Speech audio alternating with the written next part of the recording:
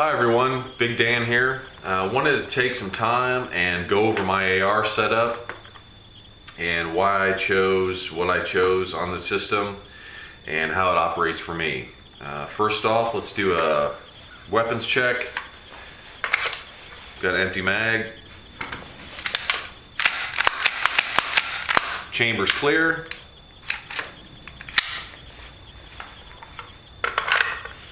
So we have a safe weapon to describe here.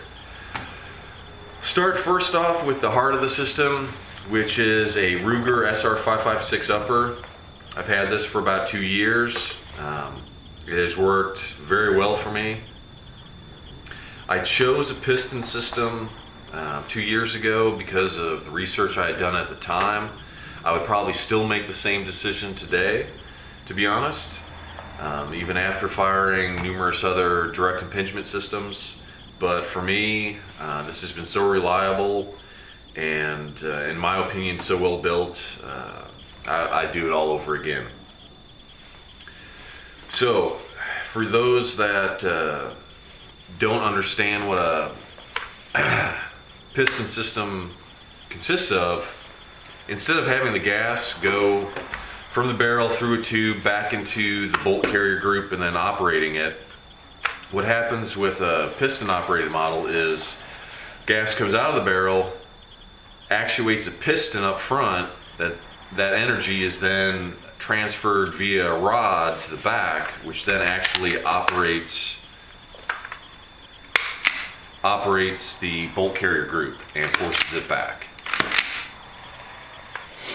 Now, some of the advantages of this system is that none of the gases are directed back towards the bolt carrier group. So it stays cooler, it stays cleaner, and like an AK, it keeps going.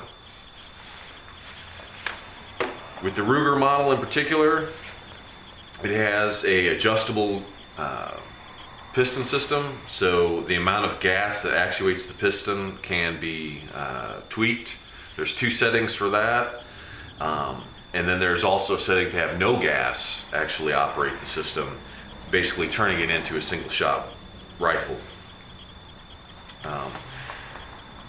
Some disadvantages are that all of the heat from the operation of the system stays up front where your hand is. If you're firing a lot of rounds in quick succession, that can become an issue. I've mitigated that to a certain extent with the choice of handrails or rail covers that I use. Get into that in a little bit. But as far as the heart of the system is concerned, again, I'm very happy with the Ruger setup.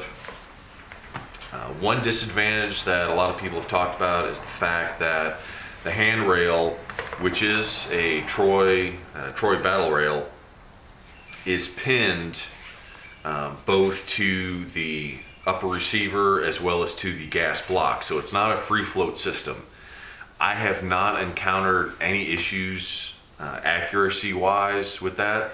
This weapon with off the shelf green tip 5.56 ammo will shoot sub MOA at 100 yards. I've confirmed this numerous times. So as far as accuracy is concerned, it has not been an issue. I know, as far as long range accuracy is concerned, you talk to any long range shooter, free float barrels are the way to go. But as far as I can tell with this setup, it has not been an issue. Now, if I was shooting out to 1,000 yards with this, well, shooting out to 1,000 yards with 5.56 isn't the norm anyway. So, but regardless, out to 100 yards, it will shoot sub MOA. Now, we'll go from the front to the back here. Starting at the front, as far as the muzzle device is concerned, I replaced the one that came with it, which was pretty much similar to a A2 birdcage style flash hider. Switched that out for a PWS TTO. It's Primary Weapon Systems TTO muzzle brake.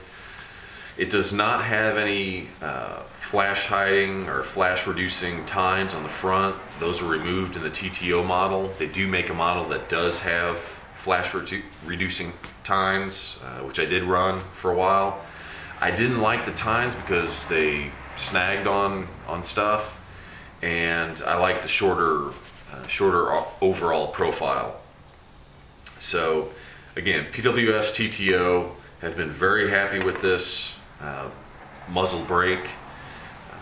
It's very effective, makes for a very flat shooting rifle, does an excellent job of recoil reduction and muzzle control.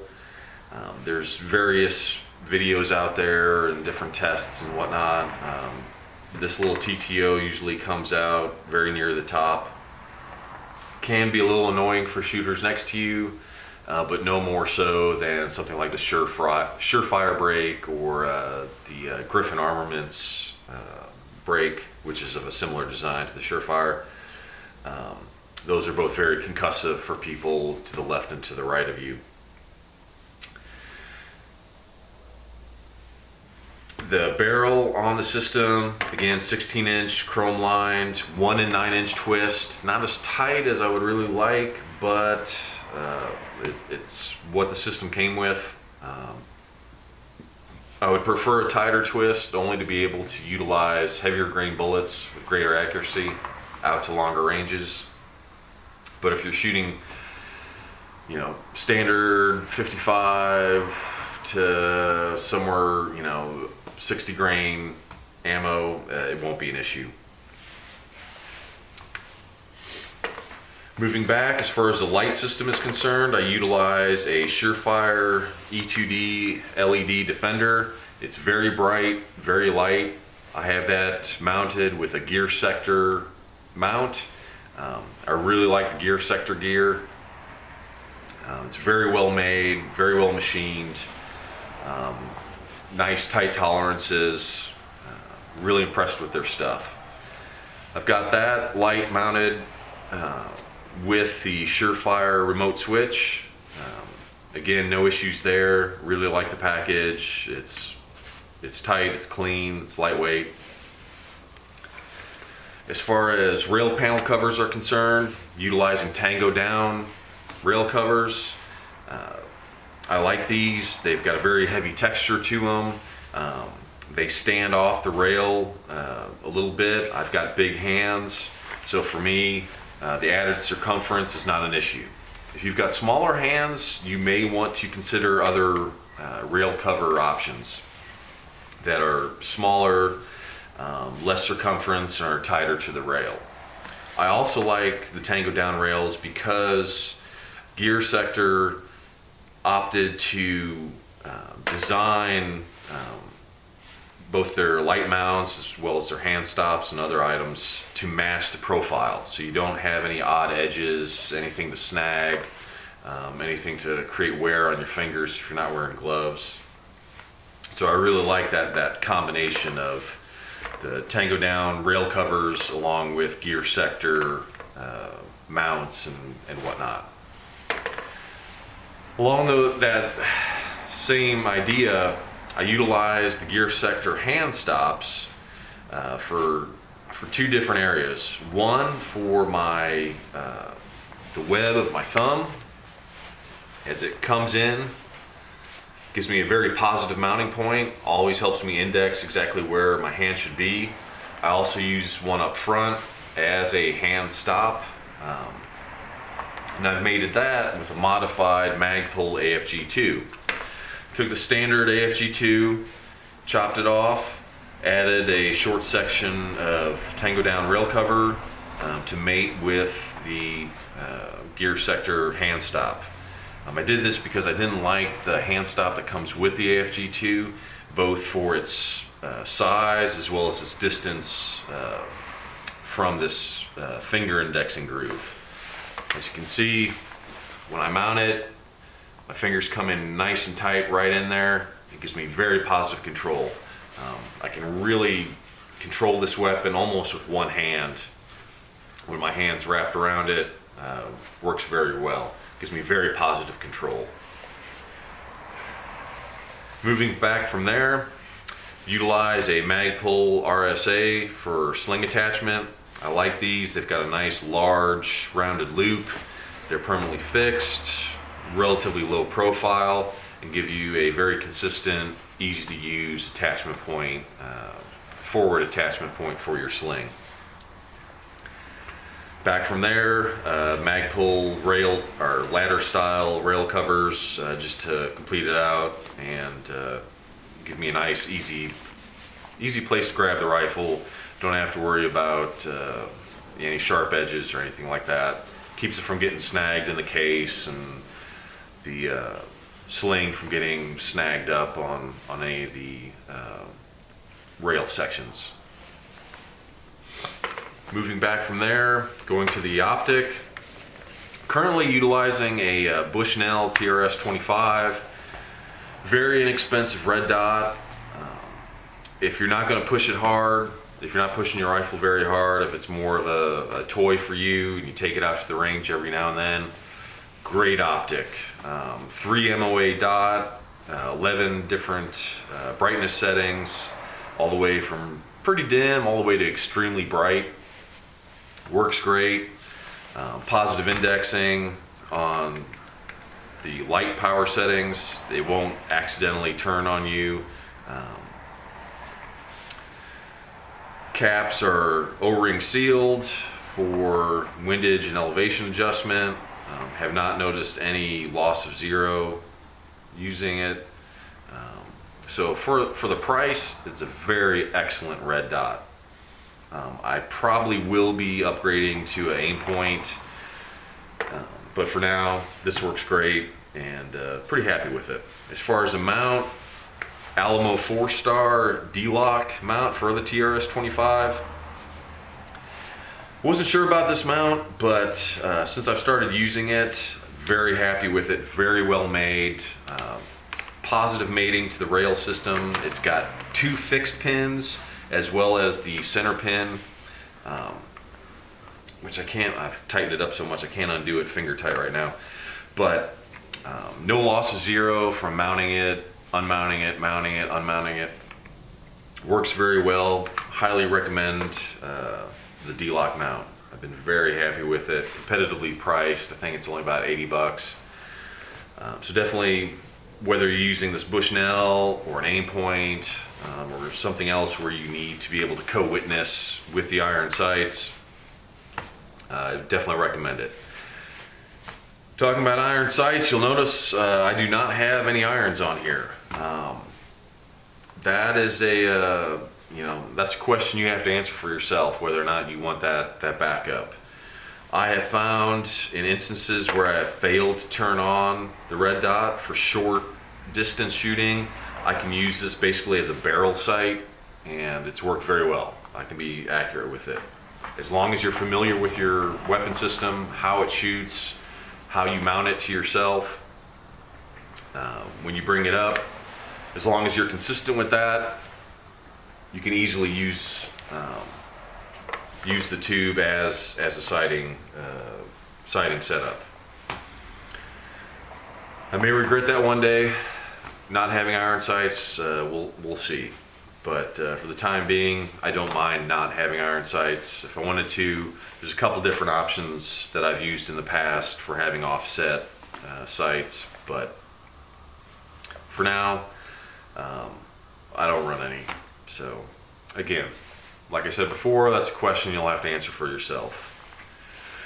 Moving farther back, as far as the charging handle is concerned, I use a BCM Gunfighter charging handle. Been very happy with it. It comes with 3 different size extensions for the activation. This is the largest. Really like it. It's worked very well. I haven't had any issues with it. Again, with my big hands, I like being able to just come in,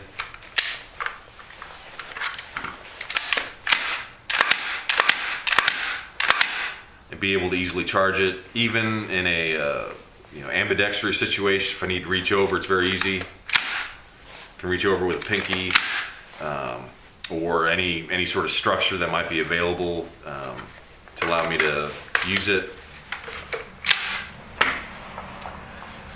So again, very happy with the BCM charging handle.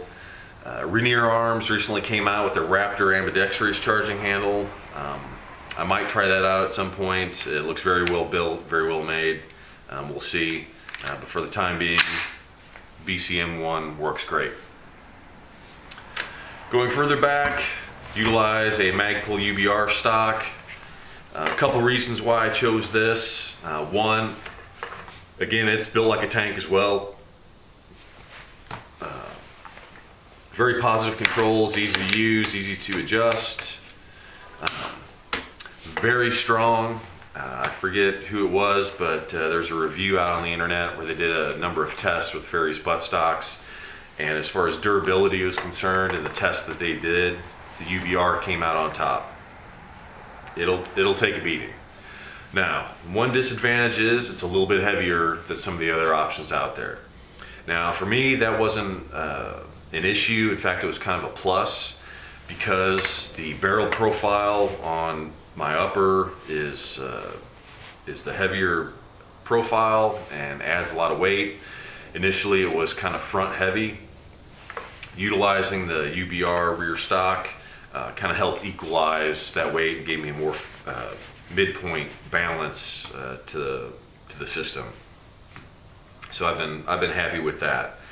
If I was having to hike this thing all over Hell's Half Acre, I might rethink my position on that. But for the time being, it gives me a very neutrally balanced rifle. Balances just about on the front center pivot pin. So I'm happy with that. Added the extended butt plate, both for a little extra comfort as well as a little extra distance as well, and the aluminum lower strike plate. Again, that was just personal preference. I like the color contrast. It's aluminum, it's not plastic. It has these extra teeth, which can be of use if you're utilizing some sort of rear support on the stock, if you're trying to do some precision shooting. So there's some advantages to it, but again, a little bit more just personal preference. Now, something people might have noticed and were wondering about, I've also got Magpul RSA on the back here for my rear sling attachment point. Now, people might wonder, well, you already had one that came with the UBR for a quick detach. Well, again, with my big hands and the way I like to shoot, I didn't like how the swivel was always interfering with the main knuckle of my thumb here. I didn't like how it was getting in the way a lot of times, especially when I was activating the safety selector. Well, after some experimentation with some other ideas, I went ahead and got another RSA, found a longer screw to clamp it with, and found that it attached very nicely to this lower section of the UBR where the rearward portion of the stock slides. It attaches it very, very effectively, very positively. Haven't had any issues with it. A little bit of Loctite, a little bit of torque, and it stayed on great. I love the fact that I always know exactly where the attachment point is. I can, in the dark, I can find it. I can attach I utilize a MS3 sling. I can find it very easily attached to it, and for a single point sling setup, I find this works very well when you're utilizing the UBR stock. Some people might laugh, but again, you have to try things out for yourself, and I find this works very well. It does not interfere with my cheek weld, doesn't get in the way, chin or mouth or anything like that. It's never been an issue for me so far, and I've been running it this way for well over a year. Something Magpul might want to think about, who knows. Anyway, moving back to the midsection, as far as the lower is concerned, I utilize a AR15.com lower. I've been running this for over a year as well with this upper. And the thing that initially drew me to it was the fact that it was the same design that Magpul utilized and sold for a while, a number of years ago, and I really like the design of that lower. It's a billet machine lower made to the same specifications as the original Magpul lower was concerned. AR15.com bought the rights to it, basically added their logo, and that was about it. They didn't make any other modifications to the design. It's fully ambidextrous, has ambidextrous bolt release, ambidextrous mag release, which is the Norgon mag release. If you're running a different lower and you want an ambidextrous mag release, I highly recommend the Norgon. It's low profile, it installs very easily. It's a little pricey, but I think it's money well spent, especially if you're looking for a ambidextrous mag release solution. I really like it.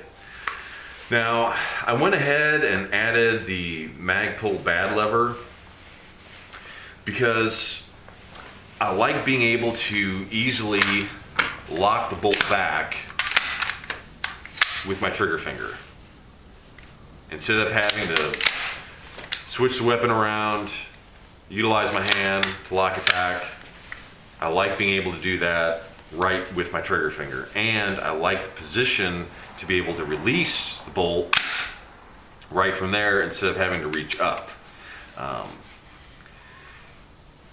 If you shoot your AR a lot and you do different drills, or if you take classes, you'll realize that having that feature right there with your trigger finger is a huge help. It makes manual of arms so much easier in a lot of situations. I highly recommend them. They're not very expensive, and they just add a lot of functionality to your weapon system. Going into the internals of the lower, I've got a Geissele 3-gun trigger in here, very crisp, breaks at about 3.5 to 4 pounds. The reset is very positive, very short. You can really run some rounds through your system utilizing a trigger like the Geissele 3-gun trigger. Love it. Have had zero issues with it. Anybody that's utilized any sort of custom triggers, if you've tried the Geissele, you know it's rock solid, built very well, excellent customer service, and it's probably the best trigger out there, or trigger manufacturer out there for the AR platform. I've also tried the Wilson TTU, which is a fully assembled drop-in trigger unit. It felt excellent as well, just about as good as the Geissele. I have heard some reliability issues if you really run them hard. You know, if you're taking tactical classes or you're in a combat situation, it may not be the best solution. I don't know. You know, opinions run rampant on the internet. But for me, Geissele SSA 3-gun, I've been extremely happy with. Going on to the safety selector, I utilize a Battle Arms Development ASS, ambidextrous safety selector. This one in particular is the 45-degree model. I really like having a 45-degree only safety selector as opposed to the normal 90-degree safety selector. It's very quick to operate. I utilize their full length, full height lever on the left side and the half length, full height on the right side. That way, when my trigger finger is in position, it doesn't interfere with the feel and whatnot. I'm not having an extra lever underneath my knuckle, and it's still easy to utilize. And again, that 45-degree throw makes it very quick to engage and de-engage. Highly recommend these. Money well spent if you want an ambidextrous safety lever, or even if you don't. If you're just going to utilize one side, they have a super thin profile lever for the other side if you're not planning on using it. still 45 degree, very well built, easy to install, highly recommend it. One more thing you probably noticed as I've been flipping my weapon around, I don't have a normal rear takedown pin. It's not a captured standard style takedown pin. I utilize I believe it's JP Enterprises takedown pin. It's a 2-piece, or actually 3-piece component with a center screw and then 2 shafts that are cut at an angle. So as you tighten them together, the 2 sections slide together and expand out and really lock the upper and lower together and take out any slop that's in between the two. I believe sometimes people call it battle rattle or just slop between the upper and lower receiver. Some people don't mind it. I really do. I like my system to be tight and together. And it also helps align bolt carrier group along with the buffer and spring in the rear. Helps keep that all tightly aligned. A little bit of Loctite keeps it in place, and again makes for a very, very tight fitting upper and lower receiver union. And then something I can't really show you, but the buffer that I use is a Spikes Tactical buffer, and I've reduced the amount of tungsten shot that's inside it about half. So it's kind of a lightweight buffer, but it still has the tungsten, which when that tungsten moves forward, when the buffer tube helps ram the bolt carrier group forward, that tungsten really helps reduce any backlash with the bolt, to where when it rides home, if you look at high-speed video, sometimes the bolt will kind of bump back a little bit and forth. Having that tungsten shot ride home really helps reduce that. It's more of an issue in full auto fire, but it's really helped improve the impulse feel that I have, because again, when that buffer comes back, that tungsten shot will come back into the backside of the buffer, and it doesn't ram home, it kind of squeezes home. It's hard to explain in video without being able to show it in high speed, but having all that loose tungsten shot, which is both very dense but loose, that initial impulse is reduced. It's more drug out as opposed to being sharp. Again, that's something you can play with. You can take apart your buffer, adjust the amount of tungsten that's in there, or if you're using a old school, this is the original one, which has some solid weights in it. I don't know if you can hear that or not, but you just drive out that pin, take the nylon buffer out, and adjust the number of weights that are in there. You can kind of fine tune how your system operates and help control that initial impulse that you get when you fire your weapon. That, combined with a really good muzzle comp, will allow you to really tune your system as far as how it feels for you, and help just keep you on target better. Finally, as far as grip is concerned, Magpul MAID, Mission Adaptable Grip. I really like these. Bravo Company now, and I think there's a couple others that also have some reduced angle grips based on how people are now utilizing the AR platform, elbow in, tighter into the shoulder, tighter into the face. I'm looking at utilizing one of those. If that's not a direction you want to go, if you want a standard angle, really like the Magpul grips. Good texture, adjustable back straps. You got a little storage compartment in here as well.